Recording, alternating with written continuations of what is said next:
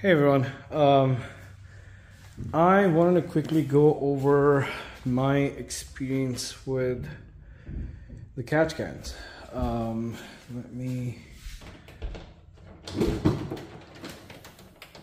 pop the hood. Alright, so I had them installed the way they are at the moment, but along the process I tried to reroute some of the hoses because I thought the cans themselves were not really catching anything. But what turned out in the end was that one of the check valves that is in the CCV system was bad on mine. Although I replaced it and bought a brand new one, it was still bad. So it wasn't really doing what it was supposed to. Anyhow, so let me go through how I have routed them and why certain check valves are important. Okay, so within the CCV system there are 8 check valves, and if I go into details of where they are, so there are 2 in the oil separator that sits inside the valve cover on each bank 1 and bank 2. So there are 2 check valves in each of those oil separators, and then after that there are 4 check valves in the lines. So bank 2 is right here. This different looking thing is one of the check valves, and there's another one on the other side, and there are 2 right here. So this is from bank 2 intake, and this is on bank 1 intake. They kind of connect in here, and they're only kind of one-way valve. I'm not really sure about the direction, but they got to be or need to be there. The reason why I say that is because what I did is, since as I said, that I wasn't really getting anything in the catch cans, so what I thought was that I maybe ran the hoses wrong, but turned out it was because of a bad check valve.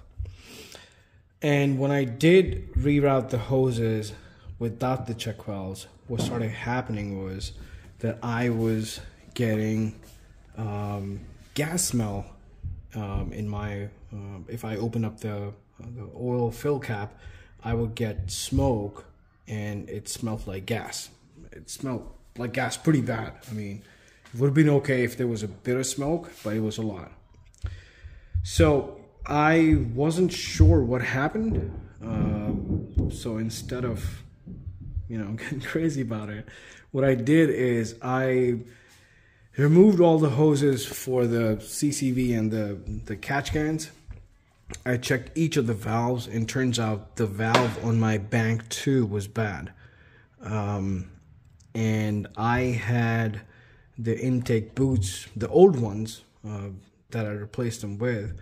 So this is kind of make do for now as to how it should be. I have a check valve here, I have a check valve there, and then 2 over here. These are the factory hoses that kind of run up here and they kind of go on the other side. And when it comes to kind of routing your catch cans, you will have one hose. This is running from the oil separator all the way in there, and it kind of comes out. This would be your inlet, so this goes into the inlet of my catch can, and then this is the out hose. This is kind of going back into the your intake boot. Same is the case on bank 1, that this is the inlet. This is coming from the oil separator, going into the catch can, then out into the intake boot.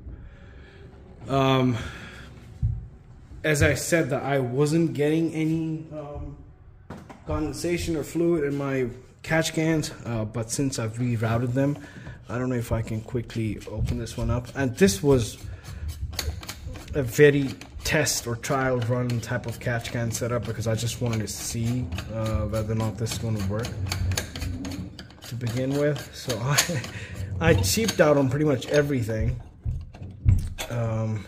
Alright, so this would probably be about I would say close to 100 miles. And then this is for the most part hard driving, because I get to drive it probably once a week, and when I do it, I kind of make sure that I do drive it, you know. I'll put this thing back on later, but this is how it's routed at the moment, and I think it runs pretty good. While I was installing the catch can, one thing I did was so I'd remove the intake box. I had the intake boots you know, exposed from both sides, and what I did, I put a glove on one end, and on the other end I blew smoke into it, and what I ended up finding 2 or 3 vacuum leaks, and I fixed those. And since I think this idles very smooth, so probably one thing to kind of watch out for when you're doing a catch can setup is just make sure there are no vacuum leaks, because they would then kind of make it not run very smooth. Anyhow, that's about catch cans. I hope I did make sense. Let me know if you have any comments or anything. And I think soon I'll be doing an intro video of the truck itself. I haven't really made any videos where I talked about, you know, what spec it is, what year, and so on. So I'll be doing that in a few days. And I'm in the process of kind of gathering parts that I would potentially need or would be good to kind of replace as I'm about to drop the transmission. So, you know, the guibo or whatever that's called, for the drive shaft, I'll replace that. I'll replace the main seal, and anything else that I can, you know, potentially think of that I'll have access to while I have the transmission out, I'll go ahead and replace those. And yeah, I'll try to make a detailed video of the process as well. But yeah, let me know if you have any thoughts. Thank you.